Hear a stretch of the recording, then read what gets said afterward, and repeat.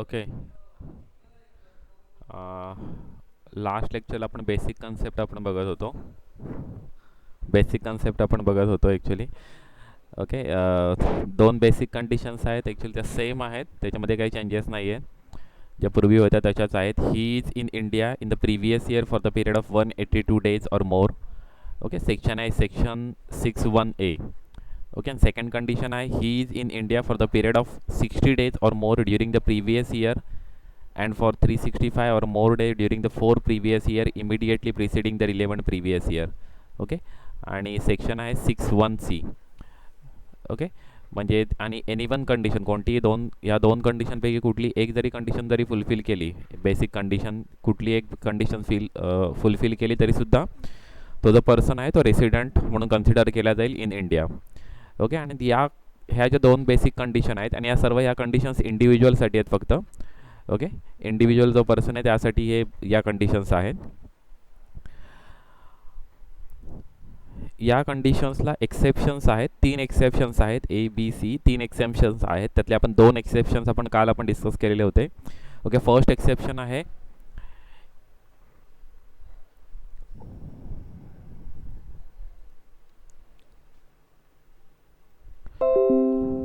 First exception आहे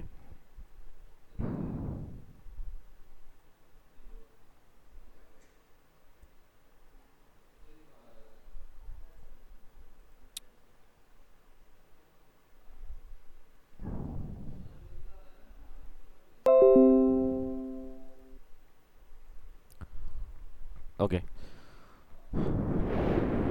first exception आहे जी second condition आपण जी मेन्शन केलेली होती. सेकंड कंडिशन म्हणजे कोणती, जी 60 days आणि 365 days वाली, त्याच्यासाठी एक एक्सेप्शन आहे का ती जी कंडिशन आहे ती इररिलेव्हंट होईल. इररिलेव्हंट म्हणजे ती आपण कंडिशन यूजच करणार नाही आहोत.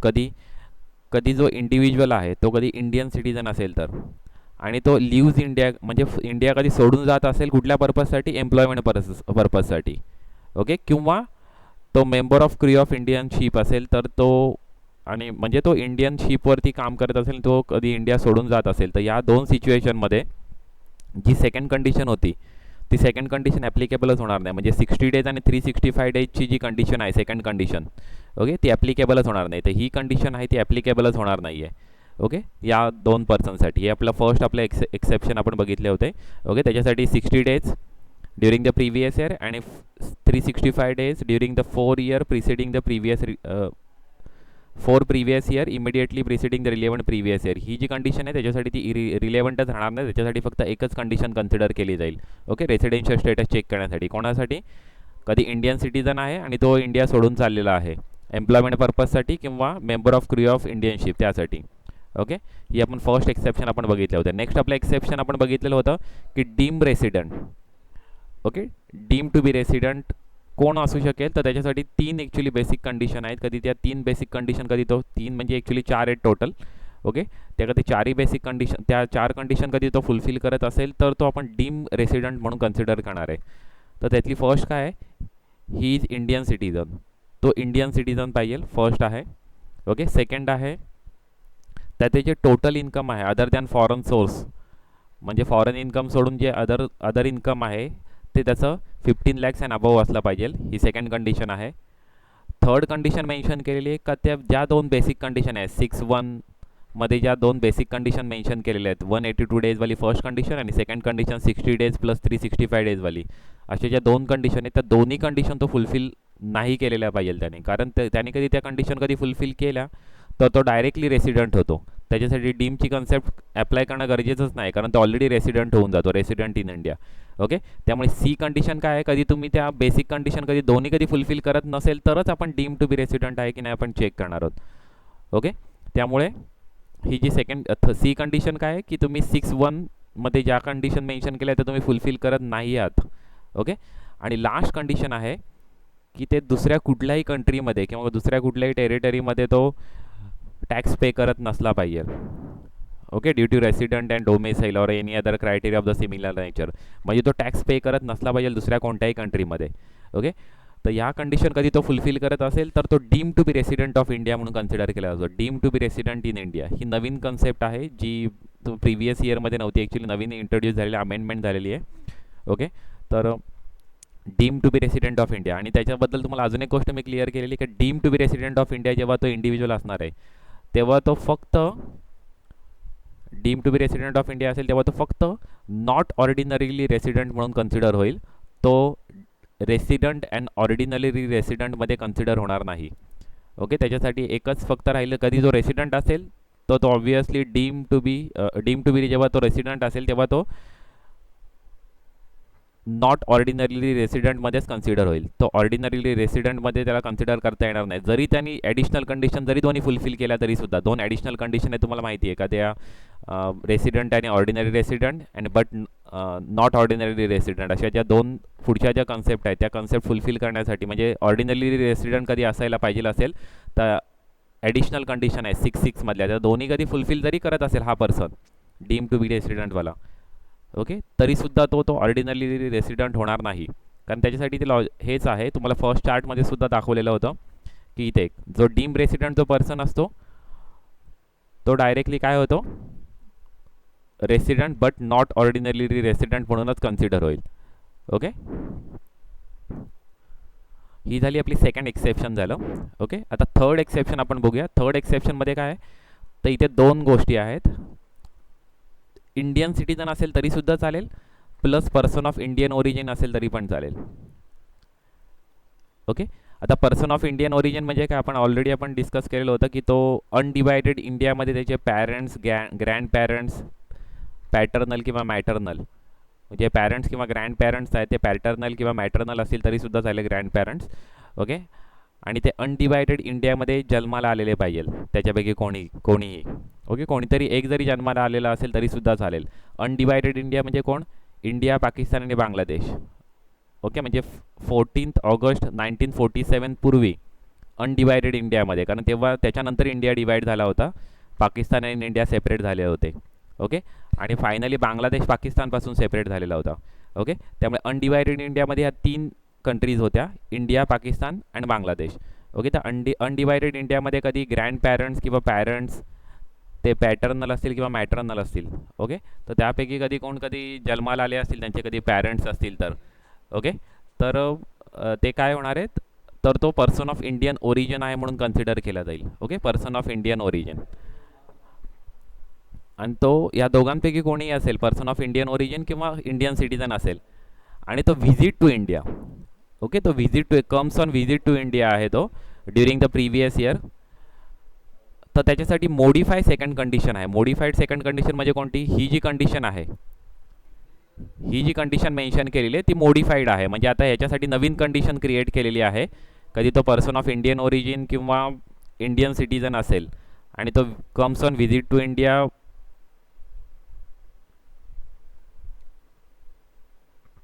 तर त्याच्यासाठी मोडिफाय कंडिशन काय मेन्शन केलेली आहे, तर त्याच्यासाठी 2 केसेस आहेत. एक फर्स्ट केस आहे, कधी त्याचं जे इन्कम आहे अदर दॅन फॉरेन सोर्स, त्याचं जे टोटल इन्कम आहे other than income from foreign source असेल ते 15 lakhs अँड अबव कधी असेल तर त्याच्यासाठी ही कंडिशन ॲप्लिकेबल होते.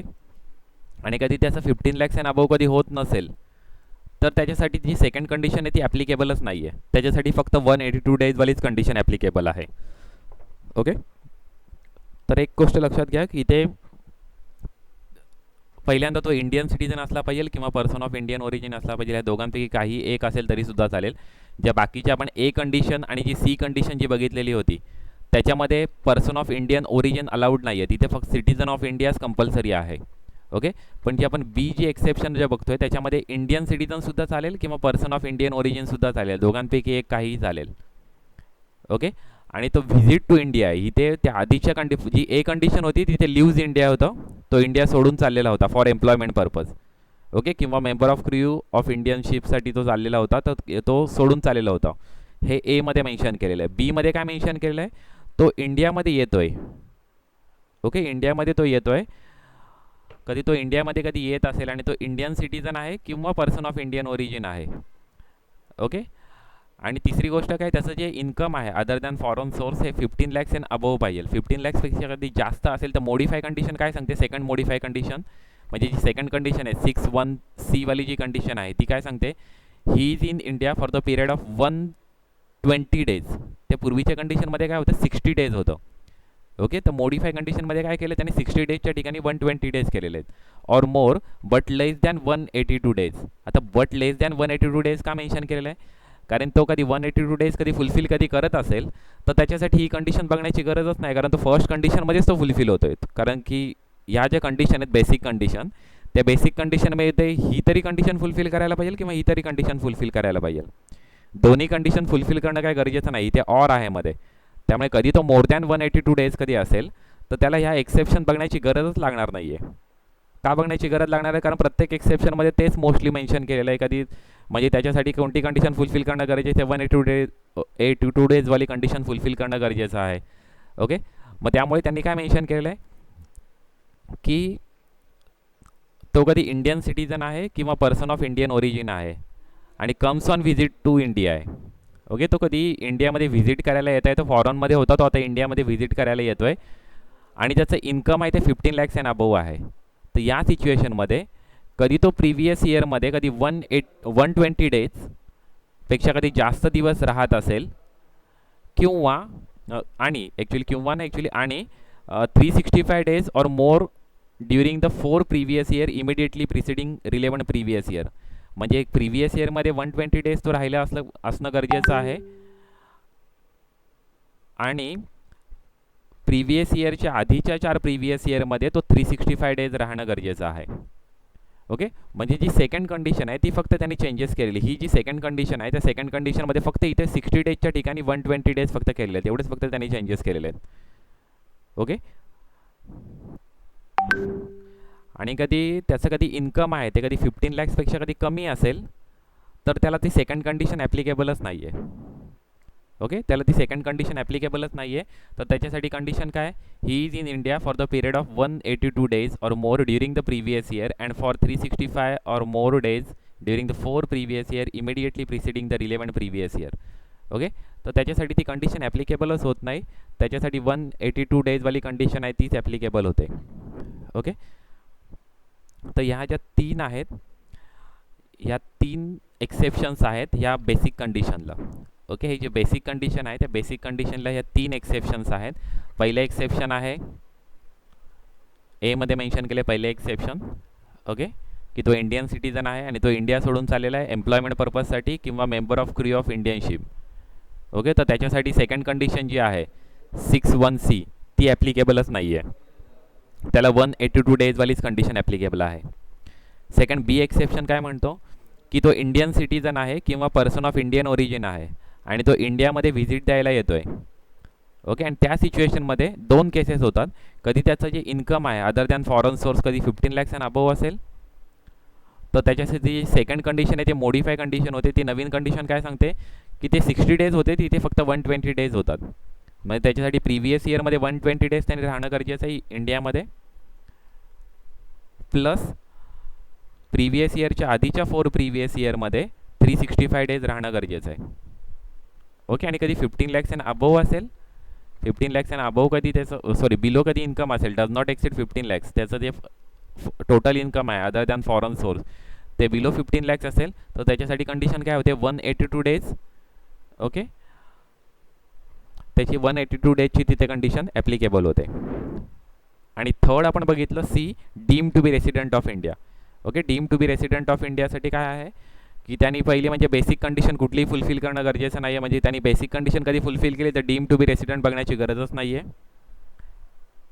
ओके, आणि उरलेल्या ज्या 3 कंडिशन आहे ते फुलफिल करणं गरजेचं आहे. ते म्हणजे तो इंडियन सिटीजन असणं गरजेचं आहे, त्याचं जे इन्कम आहे अदर दॅन फॉरेन सोर्स आहे 15 lakhs अँड अबोव असणं गरजेचं आहे आणि तो इतर कुठल्याही कंट्रीमध्ये टॅक्स पे न करणारा पाहिजे. He is not liable to tax in any other country or territory by the reason of his domicile residence or other criteria of the similar nature. Okay, तर तो कुठल्याही इतर देशामध्ये टॅक्स पे करणारा नाही पाहिजे. ओके, कधी तो 4 कंडिशन कधी तो फुलफिल करत असेल तर त्याला deem to be resident in India आपण कन्सिडर करणार आहोत. आता ह्याच्यामध्ये सुद्धा काही गोष्टी मेन्शन केल्या आहेत, म्हणजे हायलाईट केलेल्या गोष्टी कोणत्या आहेत या डीम टू बी रेसिडेंटमध्ये की त्यांनी बेसिक कंडिशन फुलफिल करणं गरजेचं नाही आहे. कधी फुलफिल केला तो डीम टू बी रेसिडेंट होणार नाही. सेकंड आहे तो फॉरेन सिटीजन असणं फॉरेन कधी सिटीजन असेल तर त्याला ही कंडिशन ॲप्लिकेबल नाही आहे. तर इंडियन सिटीजनलाच फक्त ही कंडिशन ॲप्लिकेबल आहे. जरी तो पर्सन ऑफ इंडियन ओरिजिन असेल तरीसुद्धा ही कंडिशन त्याला ॲप्लिकेबल नाही आहे. त्याला कंपल्सरीली सिटीजन ऑफ इंडिया असणं गरजेचं आहे डीम टू बी रेसिडेंट होण्यासाठी. Okay.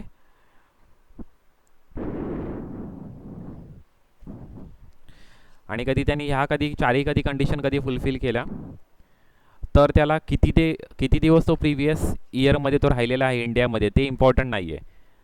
Okay. If these conditions are satisfied then such person shall be deemed as a resident irrespective of number of days of stay in India. Okay. तो किती इंडियामध्ये राहतोय ते important नाही आहे. Okay. कधी तो या कंडिशन्स कधी फुलफिल करत असेल तर. ओके. तर ह्या झाल्या ॲक्च्युली बेसिक कंडिशन आणि त्याचे एक्सेप्शन्स. एक मिनिट.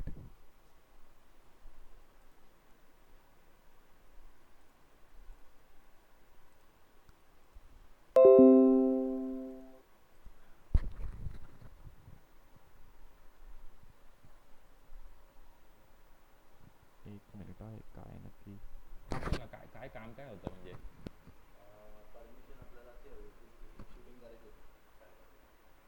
इथे शाळेमध्ये का?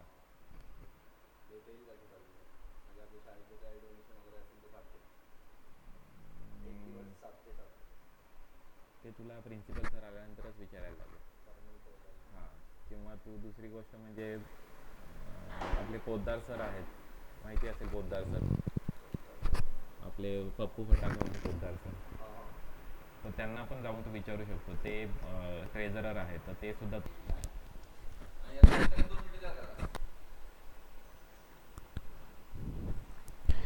बेसिक कंडिशन मध्ये कोणाला काही कन्फ्युजन आहे का?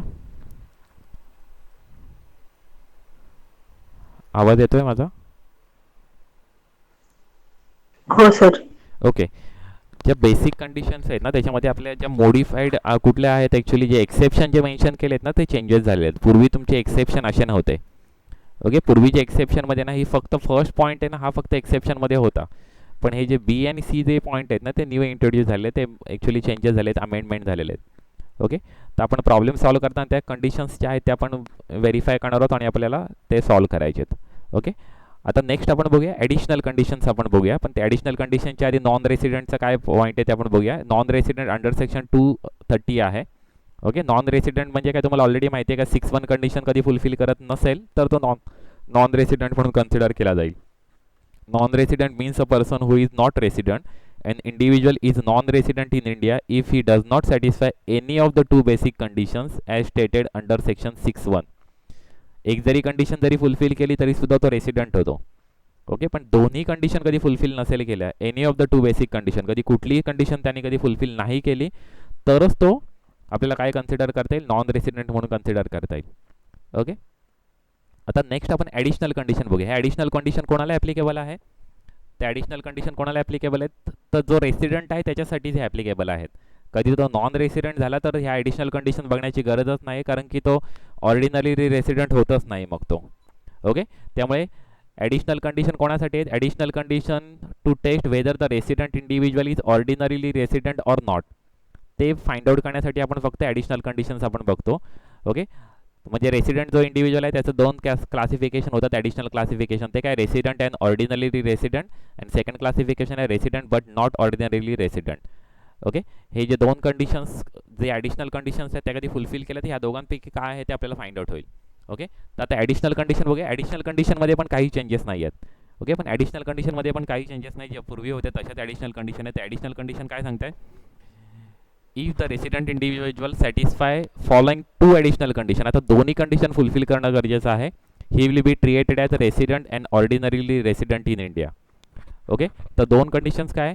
ही has been resident in India as per section 6(1), म्हणजे त्या दोन बेसिक कंडिशन आहे त्या फुलफिल करून तो रेसिडेंट असणं गरजेचं आहे. In at least 2 out of 10 previous year immediately preceding the relevant previous year. म्हणजे तो मागच्या 10 वर्षामध्ये तो कमीत कमी 2 वर्ष तो रेसिडेंट असणं गरजेचं आहे. ओके. तर तो ही एक कंडिशन फुलफिल करेल. आणि इथे मेन्शन केले अँड, म्हणजे इथे दोन्ही कंडिशन फुलफिल करणं कंपल्सरी आहे. म्हणजे ही सुद्धा कंडिशन फुलफिल करणं गरजेचं आहे आणि ही सेकंडसुद्धा कंडिशन फुलफिल करणं गरजेचं आहे. एक मिनिट.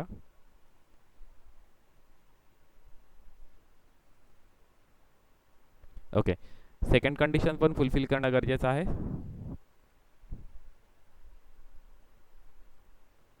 ओके, ही जी बी कंडिशन आहे ती सुद्धा फुलफिल करणं त्याला गरजेचं आहे. He has resided in India for the period of 730 days or more during the 7 previous year immediately preceding the relevant previous year.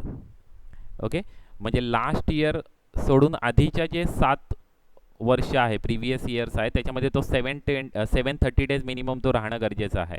Okay, 730 days or मोर म्हणजे त्याच्यापेक्षा जास्त राहिलं तरी पण चालेल, पण त्याच्यापेक्षा कमी असेल तर तो ही कंडिशन फुलफिल होणार नाही. ओके, आणि एखादी तो दोन्ही कंडिशन कधी फुलफिल करत असेल तरच तो resident and ordinary resident in India म्हणून कन्सिडर केला जाईल. आणि कधी तो इंडिव्हिज्युअल आहे तो कधी एक कंडिशन किंवा एकसुद्धा कंडिशन कधी फुलफिल करत नसेल तर तो नॉट ऑर्डिनरीली रेसिडेंट म्हणून कन्सिडर केला जाईल. ओके, आता तो रेसिडेंट अँड ऑर्डिनरी रेसिडेंट होण्यासाठी त्याला काय करावं लागेल, तर बेसिक कंडिशनमधली कुठली एक कंडिशन फुलफिल करणं गरजेचं आहे. One has to satisfy at least one conditions of section 6(1) म्हणजे basic condition and both the additional condition of section 6(6). हे ॲडिशनल कंडिशन्स आहेत ते सेक्शन 6(6) मध्ये इन्क्लूड केलेले आहेत. ओके, त्या सेक्शन 6(6) मध्ये मेन्शन केलेले आहेत. ओके, आता ह्या कंडिशनसाठी एक्सेप्शन्स आहेत. ह्या ज्या दोन कंडिशन आपण जे ॲडिशनल कंडिशन मेन्शन केले आहेत ना त्याच्यासाठी सुद्धा आता एक्सेप्शन इन्क्लूड केले आहेत. आता एक्सेप्शन कोणते ते आपण बघूया. आता या ॲडिशनल कंडिशनसाठी सुद्धा एक्सेप्शन्स आहेत. तर पहिले एक्सेप्शन मी ऑलरेडी डिस्कस केलेले आहेत, deem to be resident of India. म्हणजे जो deem to be resident of India जो असणार आहे तो ऑर्डिनरीली रेसिडेंट होऊ शकतच नाही आहे. ओके, कारण आपण त्या पहिल्या चार्टमध्ये सुद्धा आपण डिस्कस केलेलं होतं की तो कधी deem to be resident of India आहे तो कंपल्सरीली नॉट ऑर्डिनरी रेसिडेंट म्हणूनच कन्सिडर केला जाईल. ही एक फर्स्ट एक्सेप्शन आहे. ओके, आणि दुसरं आपण एक्सेप्शन आपण बघणार आहोत. बघा, दोन एक्सेप्शन मेन्शन केलेत, एक्सेप्शन 1 ए आणि बी. ओके, तर त्यातलं ए बघा, an individual shall be deem to be resident but not ordinary resident in India if the following conditions are satisfy. Okay, आता ह्या कधी कंडिशन कधी सॅटिस्फाय करत असेल तर तो नॉट ऑर्डिनरी रेसिडेंट म्हणून कन्सिडर होईल. ओके, तर त्याच्यासाठी कंडिशन काय, he is a citizen of India, पहिली कंडिशन आहे. सेकंड आहे, his total income other than the income from foreign source exceed 15 lakhs during the previous year, म्हणजे जे इन्कम आहे अदर दॅन फॉरेन सोर्स ते 15 lakhs अँड अबव पाहिजे. Third आहे, he is not liable to tax in any other country or the territory by the reason of the domicile residence or any other criteria of similar nature. Okay, आणि D mention केले, he is deem to be resident of India under section 6(1)(a). म्हणजे actually काय आहे, जो deem to be resident of India जो consider केलेला असेल ना तो कंपल्सरीली नॉन रेसिडेंट इंडिया म्हणून कन्सिडर केला जाईल. Not ordinary resident in India म्हणून कन्सिडर केला जाईल. ओके, ही फर्स्ट जी आपण ऑलरेडी डिस्कस केली होती तीच कंडिशन होती. बघा, ह्या ज्या वरच्या ज्या कंडिशन्स आहेत त्या सर्व ह्या कंडिशनला म्हणजे तो deem to be resident of इंडियासाठी ह्या कंडिशन्स रिक्वायर्ड होत्या. ओके, तर त्याच कंडिशन्स इथे मेन्शन केलेल्या आहेत. आणि चौथी पण कंडिशन मेन्शन केली की तो deem to be resident of India असला गरजेचा आहे. आणि तो कधी असेल तर आपल्याला ह्या कंडिशन्स आपल्याला तो नॉट ऑर्डिनरी रेसिडेंट म्हणूनच कन्सिडर केला जाईल. तो ऑर्डिनरीली रेसिडेंट म्हणून कन्सिडर होणार नाही. ओके, ही ए कंडिशन्स आहे. आणि आता बी कंडिशन बघा काय मेन्शन केलेली आहे, एक्सेप्शन आहे बी सेक्शन 6(6) साठी. ओके, नेक्स्ट एक्सेप्शन काय आहे, the individual shall be deem to be resident but not ordinarily resident in India if the following conditions are satisfied.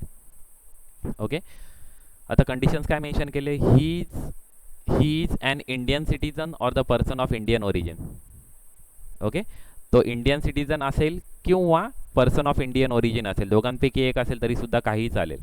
Okay, he comes on visit to India during the previous year, तो इंडियामध्ये visit देण्यासाठी आलेला असला पाहिजे.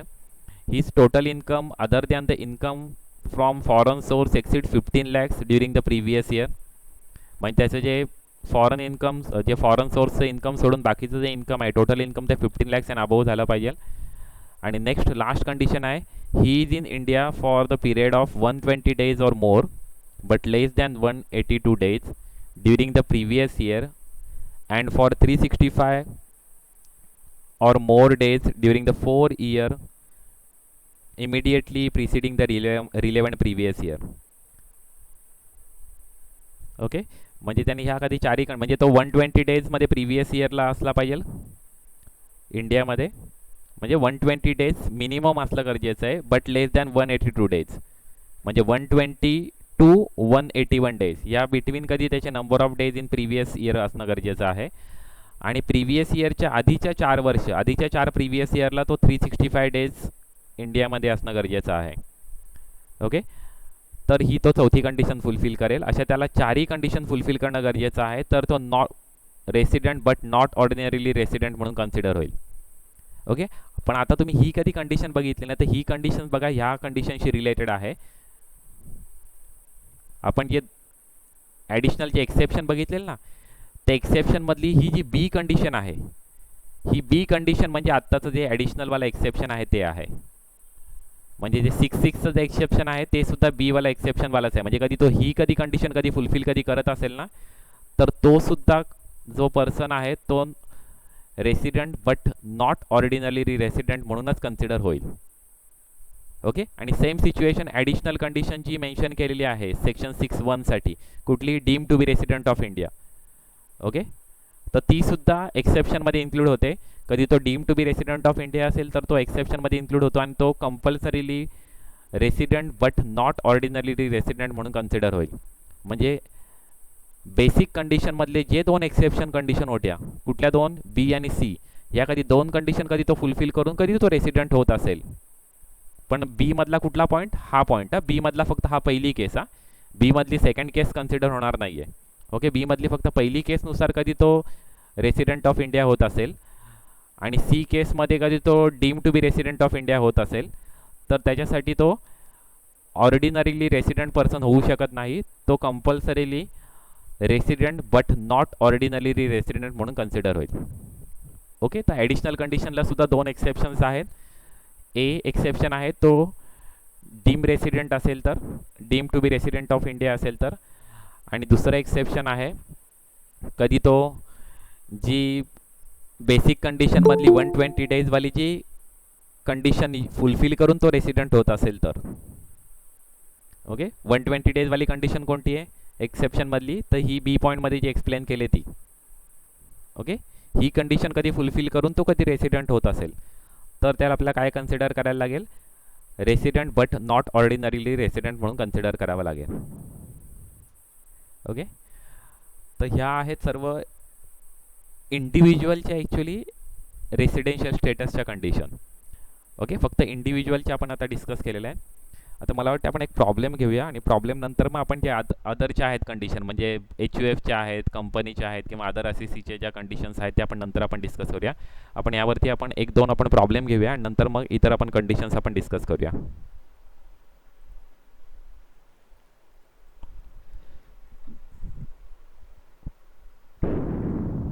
Okay, आपण first problem आपण बघूया.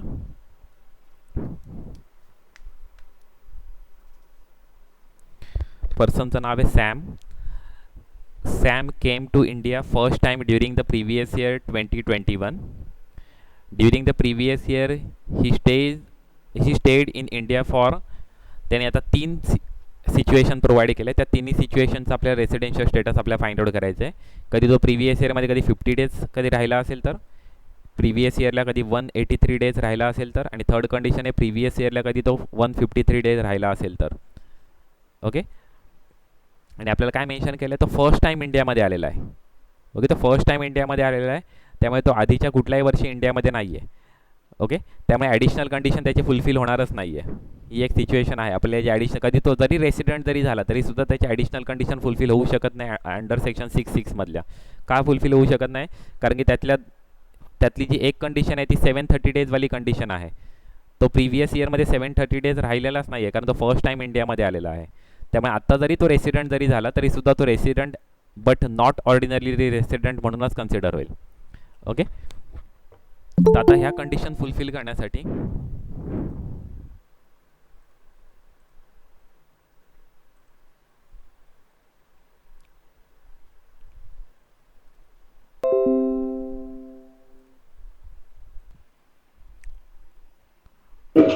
नाही. ओके, नाही होणार, कारण की आता इथे 60 डेजवाली सुद्धा कंडिशन ॲप्लिकेबल होऊ शकली असती, पण लेस दॅन 60 डेज आहे तो, कारण की आपल्या 2 आपल्या बेसिक कंडिशन आपल्या काय सांगतायत की तो कमीत कमी 182 डेज तरी असला पाहिजे इंडियामध्ये, किंवा दुसरी कंडिशन आहे 60 डेज तरी पाहिजे होता प्रिव्हियस इयरला, तर आपण बाकीचे आपण 365 डेज आहे की नाही आपण कन्फर्म केलं असतं. त्यामुळे आपण आपल्याला सोल्युशनमध्ये काय मेन्शन करायचे, आपल्याला ह्या ज्या बेसिक कंडिशन आहेत त्या डायरेक्टली आपण ॲज इट इज आपण कॉपी पेस्ट करणार आहोत तिथे सोल्युशनमध्ये, आणि नंतर मग आपण त्याचं कन्क्लुजन मेन्शन करणार आहेत. काय कन्क्लुजन मेन्शन करणार आहोत आपण, कन्क्लुजन आपण डायरेक्टली आपण मेन्शन करणार की he is not satisfying any of the basic condition, therefore he is non resident in India. Okay, असं आपण डायरेक्टली आपण कन्क्लुजन आपण मेन्शन करणार आहोत, कारण की तो लेस दॅन 60 डेज इंडियामध्ये आहे किंवा लेस दॅन 182 डेज इंडियामध्ये आहे, त्यामुळे तो ती कंडिशन फुलफिल होत नाही आहे. ओके, आणि नॉन रेसिडेंट असल्यामुळे बेसिक ॲडिशनल कंडिशन फुलफिल करून बघण्याची गरजच नाही आहे. ओके, आता सेकंड सिच्युएशनमध्ये सांगा तो रेसिडेंट होईल का नाही होणार रेसिडेंट. नाही 182 हवंय ना. मिनिमम 182 डेज पाहिजे आणि हे 182 डेजपेक्षा जास्त आहे म्हणजे हा रेसिडेंट होईल. कंडिशन्स आपली काय मेन्शन करते, ही is in India in the previous year for the period of 182 days or more, म्हणजे 182 दिवसापेक्षा 182 दिवस किंवा त्याच्यापेक्षा जास्त असणं गरजेचं आहे. तर हा इथे आहे ना, कारण 183 दिवस तो इंडियामध्ये आहे प्रिव्हियस इयरला. ओके, त्यामुळे तो बेसिक कंडिशन आपली तो फुलफिल करतोय. ओके, आपल्या सेकंड सिच्युएशनमध्ये म्हणजे 183 डेजच्या सिच्युएशनमध्ये तो रेसिडेंट ऑफ इंडिया होईल.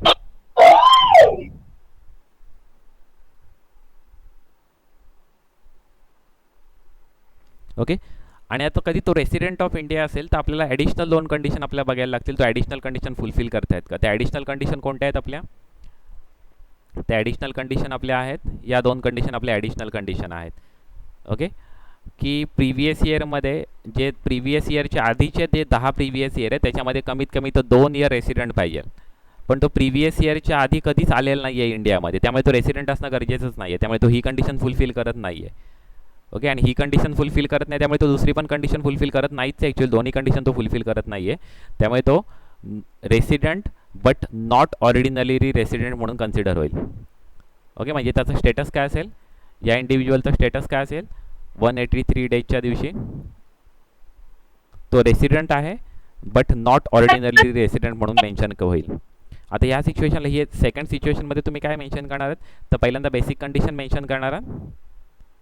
ओके, बेसिक कंडिशन मेन्शन करणार आहात आणि बेसिक कंडिशनमधली त्याची 61A त्याची सॅटिस्फाय होते कंडिशन. ओके, बेसिक कंडिशनमधली 61A सॅटिस्फाय होते म्हणजे 182 डेजची कंडिशन त्याची सॅटिस्फाय होते, मोर दॅन 182 डेज तो इंडियामध्ये आहे. ओके, त्यामुळे त्याची ती कंडिशन फुलफिल होते, त्यामुळे तो रेसिडेंट आहे म्हणून तुम्ही मेन्शन कराल.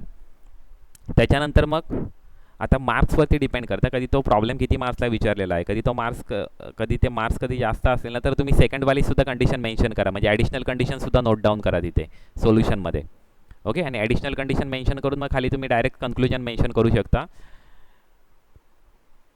मिस्टर सॅम जो आहे तो फुलफिल करत नाही आहे जे ॲडिशनल कंडिशन आहेत त्यामुळे तो नॉट ऑर्डिनरली रेसिडेंट म्हणून कन्सिडर होईल, resident but not ordinarily resident म्हणून कन्सिडर होईल.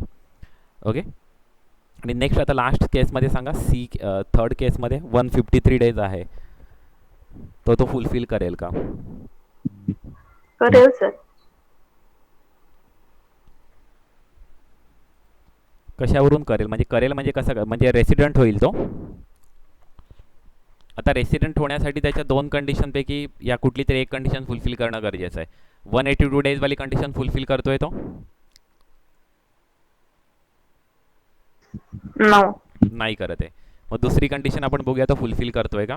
60 डेज मेन्शन केले तर 60 डेज आहेत त्याचे, मोर दॅन 60 डेज आहेत, त्यामुळे तो फुलफिल करतोय 60 डेज, पण फक्त 60 डेज असणं गरजेचं नाही आहे, अँड इथे मेन्शन केलेलं, ह्या दोन्ही गोष्टी मेन्शन होणं गरजेचे, म्हणजे 60 डेज असणं सुद्धा गरजेचं आहे प्लस 365 डेज असणं गरजेचं आहे during 4 previous year immediately preceding the relevant previous year. आता 4 प्रिव्हियस इयर म्हणजे कोणते, तो आत्ता आपण कुठल्या प्रिव्हियस इयरचं आपण कॅल्क्युलेशन करतोय, तर आपण प्रिव्हियस इयर 2021 मधलं आपण कॅल्क्युलेशन करतो. तर 2021 मध्ये तो 153 डेज आहे, पण त्याच्या आधीचे 4 वर्ष तो 365 डेज इंडियामध्ये असणं गरजेचं आहे. तो आहे का इंडियामध्ये त्याच्या आधीचे 4 वर्ष, नाहीये, त्यामुळे तो ही कंडिशन मग फुलफिल करतोय का, बेसिक कंडिशन नाही करत आहे, कारण त्याची 182 डेजवाली पण कंडिशन फुलफिल होत नाहीये, प्लस त्याला तो 60 डेजवाला फुलफिल करतोय पण त्याच्याबरोबर त्याला हे पण फुलफिल करणं गरजेचं आहे, तो 365 डेजसुद्धा फुलफिल करणं गरजेचं आहे. कारण सेकंड कंडिशनमध्ये दोन कंडिशन आहेत, 60 डेजची एक आहे आणि 365 डेजची दुसरी आहे.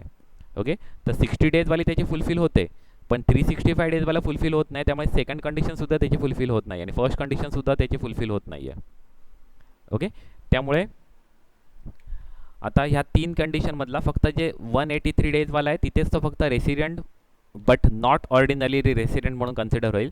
फर्स्ट केसमध्ये तो नॉन रेसिडेंट कन्सिडर होईल आणि थर्ड केसमध्ये सुद्धा तो नॉन रेसिडेंट म्हणून कन्सिडर होईल. ओके,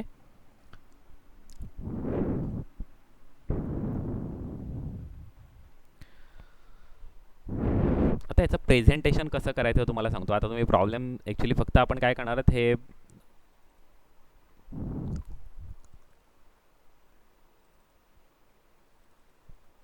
कंडिशन्स आपण मेन्शन करणार आहोत.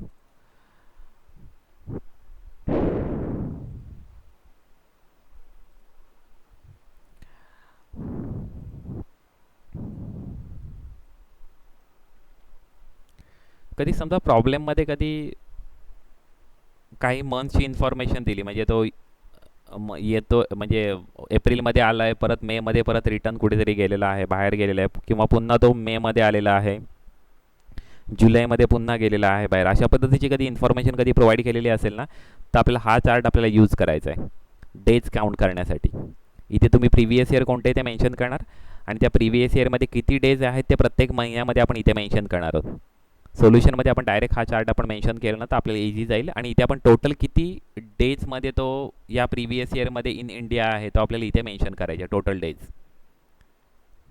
ओके, तर ह्यावरून आपण हा चार्ट आपण यूज करून आपण पहिले आपण कॅल्क्युलेशन करू शकतो नंबर ऑफ डेजचं, कधी प्रॉब्लेममध्ये कधी तशी इन्फॉर्मेशन दिली असेल तर. पण हा जो प्रॉब्लेम होता एकदम सिंपल प्रॉब्लेम होता, याच्यामध्ये तशी काही इन्फॉर्मेशन नव्हती, त्याने डायरेक्ट डेज आपल्याला प्रोव्हाइड केलेले होते, त्यामुळे एवढं कॅल्क्युलेशन करण्याची गरज नव्हती. ओके, आणि दुसरा अजून एक आपण चार्ट आपल्याला प्रिपेअर करायला लागू शकतो म्हणजे सोल्युशनमध्ये. तर आपण हा एक चार्ट आपण प्रिपेअर करू शकतो कुठल्या कंडिशनसाठी, जी ॲडिशनल कंडिशन आहे ते फाइंड आउट करण्यासाठी. ओके, ही बेसिक कंडिशन आपली ह्या पहिल्या चार्टमध्ये आपल्याला फुलफिल करून दाखवता येतील आपल्याला. इथे प्रिव्हियस इयर फर्स्ट मेन्शन करायचं आणि त्याचे टोटल कधी 182 डेज आहे का 60 डेज आहे ते आपल्याला इथे फाइंड आउट होईल. नंतर त्याच्या आधीचे 4 प्रिव्हियस इयरची इन्फॉर्मेशन आपण इथेच मेन्शन करणार आहोत आणि त्या चौघांची टोटल आपली 365 होते का आपल्याला इथे बघायचं आहे, त्या चौघांची टोटल, त्या 4 इयरची टोटल. ओके, तर आपली ती जी ॲडिशनल कंडिशन आहे दुसरी आपली, सॉरी ही जी सेकंड कंडिशन आहे, प्रिव्हियस इयरमध्ये तो 60 डेज आहे की नाही ते फाइंड आउट होईल, प्लस प्रिव्हियस 4 इयरमध्ये प्रिसिडिंग रिलेवंट प्रिव्हियस इयरमध्ये तो 365 डेजमध्ये आहे की नाही ते आपल्याला इथेच आपल्याला फाइंड आउट होईल. ओके, आता ते ॲडिशनल कंडिशन बोला, आता तो रेसिडेंट झाला त्याच्यानंतर ज्या ॲडिशनल ज्या कंडिशन्स आहेत 66 मधल्या, त्या ज्या 2 कंडिशन आहेत ते फुलफिल करण्यासाठी आपल्याला पहिल्यांदा आपण ह्या चार्टमध्ये आपण इतर इयर्सचे सुद्धा इन्फॉर्मेशन मेन्शन करणार, लास्ट 10 इयर्सची इन्फॉर्मेशन. कारण त्या आपल्याला तिथे आपल्याला किती इयर्सची इन्फॉर्मेशन पाहिजे, 10 इयर्सची इन्फॉर्मेशनची मेन्शन करणं आपल्याला गरजेचं आहे, किंवा 7 इयर्सची इन्फॉर्मेशन, म्हणजे दोघांची सुद्धा इन्फॉर्मेशन मेन्शन करायचे. 10 इयर्समध्ये किती वर्ष तो रेसिडेंट आहे ते आपल्याला फाइंड आउट करायचं आहे आणि 7 इयर्समध्ये तो किती दिवस आहे ते आपल्याला फाइंड आउट करायचं आहे. ओके, तर आपल्या पहिल्या चार्टमध्ये आपले डेज आपल्याला फाइंड आउट होतात आणि आपला सेकंड अजून एक चार्ट आपल्याला प्रिपेअर करायचा, असा एक चार्ट प्रिपेअर करायचा आहे. तिथे आपण प्रिव्हियस इयर मेन्शन करणार आणि त्याचे प्रेझेन्स इन इंडिया ते आपले इथे जे डेट्स आपण फाइंड आउट करणार आहोत ते आपण डेज आपण इकडे आपण मेन्शन करणार आहोत आणि तो रेसिडेंट आहे की नाही ते आपण इथे आपण मेन्शन करणार आहोत. आपल्या कंडिशन्स आहेत ते अप्लाय करून आपण तो रेसिडेंट आहे की नाही त्या प्रिव्हियस इयरमध्ये ते आपण इथे मेन्शन करणार आणि तो कुठल्या कंडिशननुसार रेसिडेंट होते ते आपण इथे कंडिशन्स आपण मेन्शन करू शकतो. म्हणजे 61A आहे का 61C आहे, आता ते काय कंपल्सरी नाही आहे मेन्शन करणं, हे नाही मेन्शन केलं तरी सुद्धा चालू शकेल. ओके, पण हे या 3 गोष्टी आपल्याला मेन्शन करणं गरजेचं आहे. मग ह्यामध्ये तो कधी 2 वर्ष कधी रेसिडेंट असेल तर आपली ॲडिशनल कंडिशन ही फुलफिल होते. ओके, मिनिमम 2 वर्ष कधी तो रेसिडेंट असेल तर आपली ॲडिशनल कंडिशन आपली फुलफिल होते. आणि दुसरी गोष्ट, जे प्रिव्हियस इयरचे जे 7 इयर्स आहेत त्या ह्याची 7 इयर्सची आपण इथे आपण टोटल करणार आहोत. ती टोटल आपली किती होते ती आपण इथे शो करायची आणि ती आपल्याला मेन्शन करायचे. 730 डेज कधी अबोव असेल, 730 डेज अँड अबोव, 730 डेजसुद्धा चालेल किंवा त्याच्यापेक्षा कधी जास्त दिवस कधी तो इंडियामध्ये असेल तर आपल्याला तो या सेकंड कंडिशनसुद्धा फुलफिल होते असं आपल्याला मेन्शन करता येईल. ओके, तर आपल्याला सोल्युशनमध्ये आपले हे 2 चार्ट आपल्याला प्रिपेअर करायचे आहेत. ओके, आत्ताचा एकदम बेसिक प्रॉब्लेम होता त्यामुळे आपण ते चार्ट प्रिपेअर केलेलं नाही, आपण डायरेक्ट आपण कंडिशन मेन्शन केली, डेज मेन्शन केले आणि डायरेक्टली तो रेसिडेंट आहे की नॉन रेसिडेंट आहे ते आपण फाइंड आउट केल्याने मेन्शन केलं. ओके,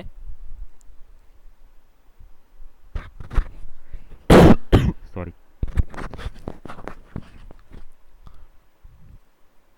आता सेकंड आपण प्रॉब्लेम बघूया. सेकंड प्रॉब्लेम,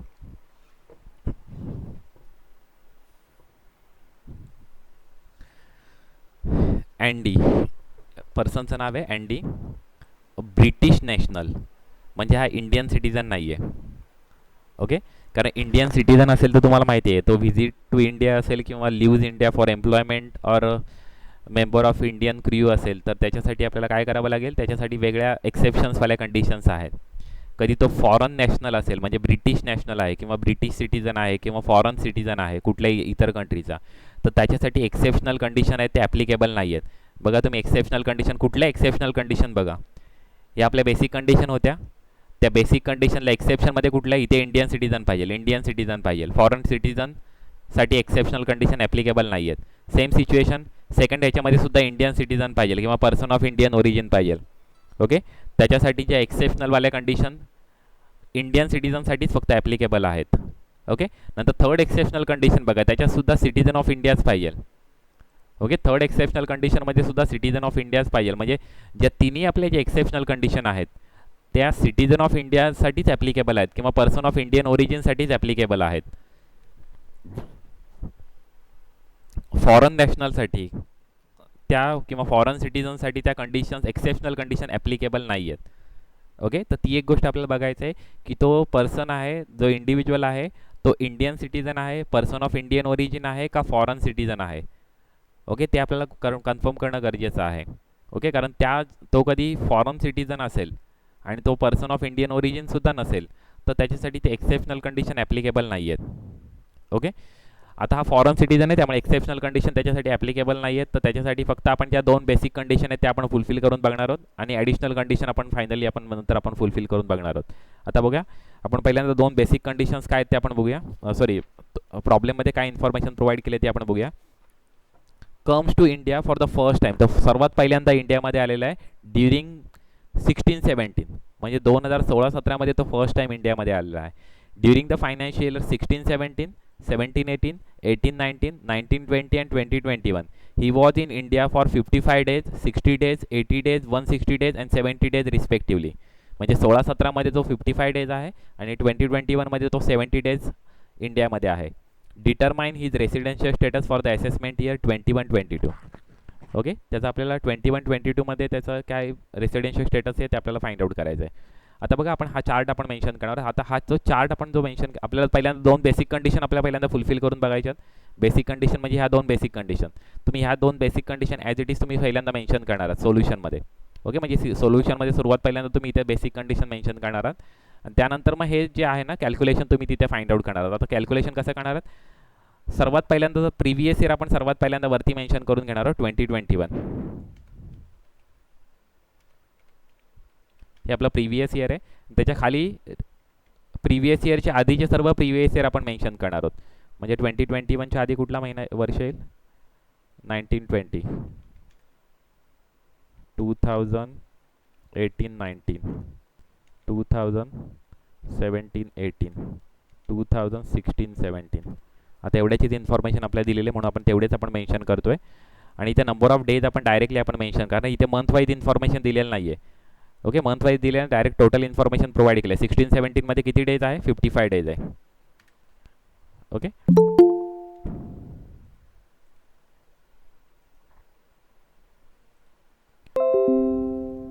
ओके 17-18मध्ये किती डेज आहे तो, 60 डेज आहे. 80 डेज आहे. 18-19 80 डेज आहे. 160 डेज आहे. 19-20 160 डेज आणि प्रिव्हियस इयरमध्ये तो आहे 70 डेज आहे. 70 डेज आहे. ओके, एवढे डेज आपण मेन्शन करून घेणार आहोत. आता हे मेन्शन करण्याची इथे गरज नव्हती, पण मी एक फॉर्मॅट म्हणून मी मेन्शन केलं, तुमच्या लक्षात राहावं की कशा पद्धतीने फॉर्मॅट यूज करायचं. हे इथे मेन्शन करण्याची गरज नाही आहे कारण की आपल्याला डायरेक्ट डेज प्रोव्हाइड केलेले आहेत. त्यामुळे तुम्ही कॉलम प्रिपेअर करताना प्रिव्हियस इयर आणि नंबर ऑफ डेज एवढेच फक्त कॉलम तुम्ही प्रिपेअर करणार आहात. ओके, आणि त्यावरून तुम्ही आता बघा 182 डेजवाली तो कंडिशन फुलफिल करतोय का, नाही करत आहे. म्हणजे बेसिक कंडिशन जी आहे त्यातली जी पहिली बेसिक कंडिशन आहे तो फुलफिल करत नाही आहे कारण तो प्रिव्हियस इयरमध्ये फक्त 60 डेज 70 डेजच आहे. त्यामुळे तो ही कंडिशन तो फुलफिल करत नाही आहे. पण आता ऑरवाली कंडिशन तो ही कंडिशन फुलफिल करतोय की नाही ते आपल्याला बघायला लागेल. ओके, तर ते बघण्यासाठी तो प्रिव्हियस इयरमध्ये 60 डेज आहे, तो मोर दॅन 60 डेज आहे. ओके, त्यामुळे तो ती फुलफिल करतोय. ओके, कारण की 70 डेज आहे तो, म्हणजे ही तो कंडिशन फुलफिल करतोय, 60 डेजवाली तो फुलफिल करतोय. आता पुढची अँड तो 365 डेजमध्ये आहे का बघायचं आपल्या प्रिव्हियस 4 इयरमध्ये immediately preceding relevant previous year.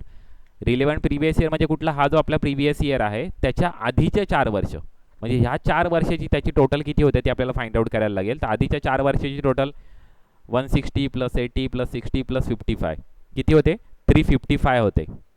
आणि त्याने किती असणं गरजेचं होतं, 365. 365. मग तो फुलफिल करतोय का ही कंडिशन, नाही करत आहे. ओके, त्यामुळे त्याची कंडिशन इथे फुलफिल होत नाहीये. त्यामुळे त्याची बेसिक त्याच्या दोन्ही कंडिशन फुलफिल होत नाहीये, म्हणजे 182 डेजवाली कंडिशन तर होतच नाहीये. ओके, 60 डेज होते पण इथे 365 डेज होत नाही, त्याचे 355 डेज होत आहेत. ओके, त्यामुळे त्याची कंडिशन तो नॉन रेसिडेंट म्हणून कन्सिडर होईल. ओके, मग आपण काय मेन्शन करणार आहोत, आपण कन्क्लुजन आपण काय मेन्शन करणार आहोत, during the previous year 2021 Andy was in India for 70 days and during the 4 year immediately preceding the previous year he was in India for 355 days. Okay, therefore he does not satisfy any of the basic condition. Okay, therefore he is non-resident in India. Okay, आपण फक्त एवढं mention केलं तरी सुद्धा चालेल, ही is non resident in India because he is not fulfilling any of the basic condition. Okay, एवढं जरी mention केलं तरी सुद्धा होईल, फक्त तिथे आपल्याला कंडिशन मेन्शन करणं गरजेचं आहे. Okay, condition as it is copy paste करून तुम्ही इथे मेन्शन करा. Okay, condition as it is copy paste करायचे, कंडिशन तुम्हाला लक्षात ठेवायचं आणि ते ॲज इट इज तुम्हाला कॉपी पेस्ट करायच्यात म्हणजे सोल्युशनमध्ये. ओके, म्हणजे आता सेकंड प्रॉब्लेममध्ये आपण बघितलं की तो सेकंड प्रॉब्लेममध्ये हा नॉन रेसिडेंट होतोय. ओके, आता तिथे एकच कंडिशन, एकच इन्फॉर्मेशन प्रोव्हाइड केली होती, एकच सिच्युएशन दिलेली होती, त्यानुसार आपला आन्सर आपला फाइंड आउट झालेला आहे. ओके, आता नेक्स्ट आपण थर्ड बघूया. आता हा इंडियन सिटीजन आहे. आता जेव्हा इंडियन सिटीजन असतो ना तेव्हा एक्सेप्शन्स तिथे ॲड होतात. ओके, जे बेसिक कंडिशन्स आहेत त्या बेसिक कंडिशनला 3 एक्सेप्शन आहेत आणि ते तिन्ही एक्सेप्शन इंडियन सिटीजनला ॲप्लिकेबल आहेत, पण सिच्युएशन वेगवेगळी आहे. काही ठिकाणी लिव्ज इंडिया आहे, काही ठिकाणी व्हिजिट टू इंडिया आहे. ओके, काही ठिकाणी म्हणजे 15 लॅक्सची कंडिशन ॲप्लिकेबल होते. ओके, डीम टू बी रेसिडेंटसाठी, म्हणजे त्याच्या एक्सेप्शनमध्ये मोडतोय का आपल्याला ते आपल्याला बघावं लागेल. ओके, तर बघूया आपण थर्ड प्रॉब्लेम, आपण बघूया थर्ड प्रॉब्लेमचं सोल्युशन.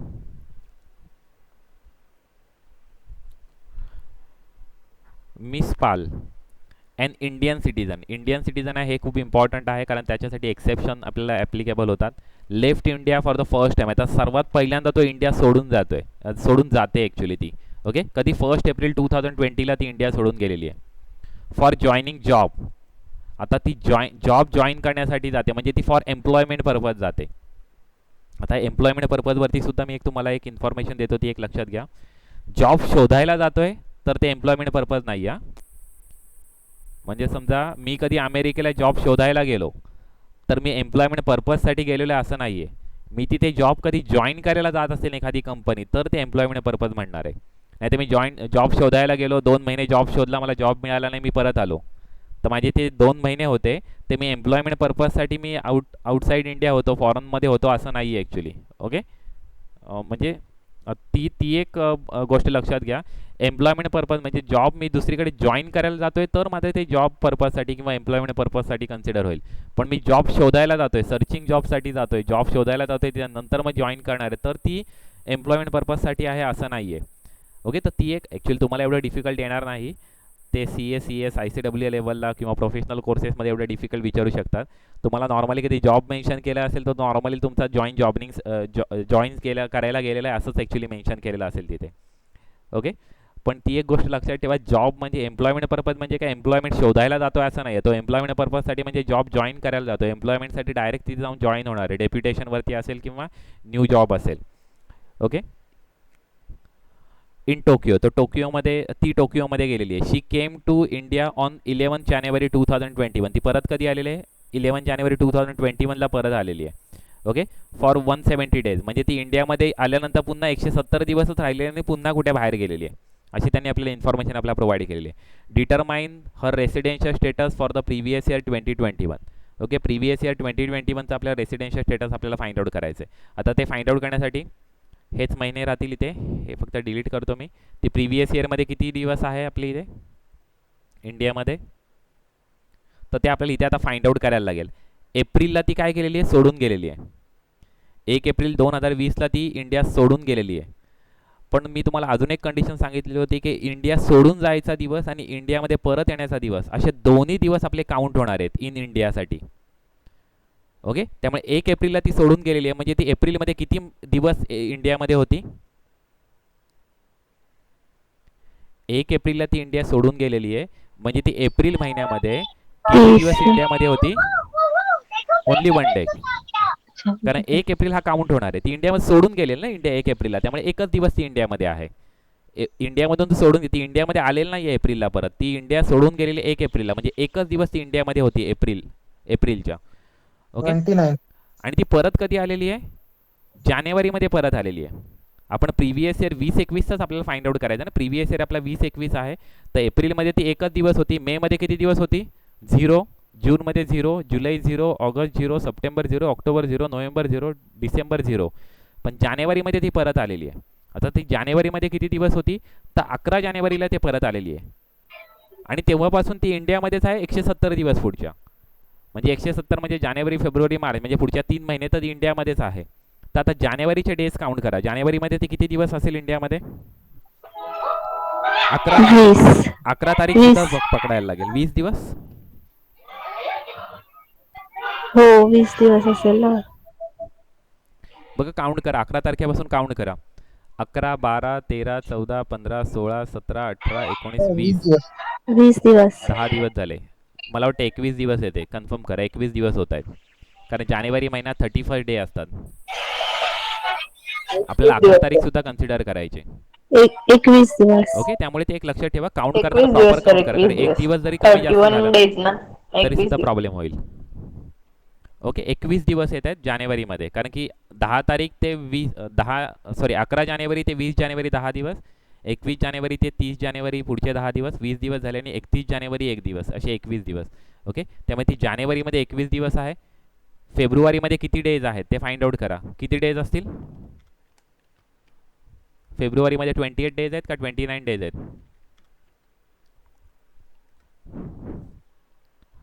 हां, किती डेज आहेत फेब्रुवारीमध्ये, 28 days. 28 डेज येतील, कारण की हा. नॉन लीप इयर आहे ते. ओके, 2021 आहे, डिवाइड बाय 4 केले तर एक्झॅक्ट अमाऊंट येत नाही आहे, म्हणजे ते फेब्रुवारीमध्ये 28 डेज आहेत. ओके, कधी डिवाइड बाय 4 करून कधी एक्झॅक्ट अमाऊंट येत असेल तर ते आपण लीप इयर आहे म्हणून कन्सिडर करतो, म्हणजे 2020 लीप इयर होता, 2024 लीप इयर असेल.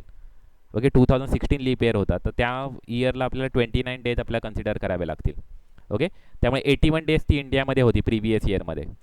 ओके, आणि दुसरी गोष्ट म्हणजे ती इंडियन सिटीजन आहे. आता तुमचे 81 डेज आहेत, म्हणजे ती ही कंडिशन फुलफिल करत नाही आहे. कुठली कंडिशन, 182 डेजवाली ती कंडिशन फुलफिल करत नाही आहे. मग आपण सेकंड कंडिशन आपण बघणार आहोत, बेसिक कंडिशनमधली. सेकंड कंडिशनमध्ये आहे 60 डेजवाली कंडिशन, पण ही कोण आहे, इंडियन सिटीजन आहे, पहिली गोष्ट म्हणजे. दुसरी गोष्ट म्हणजे ती जॉबसाठी बाहेर गेलेली आहे, तर त्याच्यासाठी एक्सेप्शनवाली कंडिशन आहे ही वाली, Indian citizen who leaves India during the previous year for the employment purpose.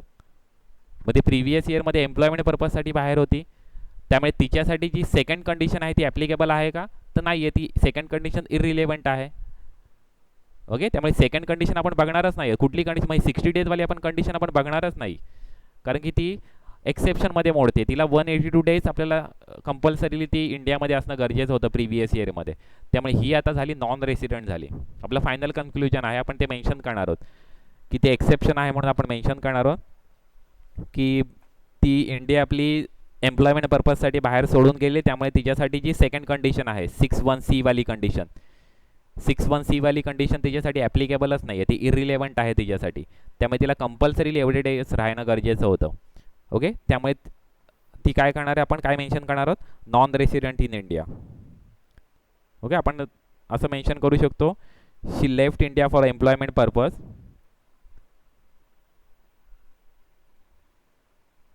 hence for becoming resident she has to stay in India for at least 182 days.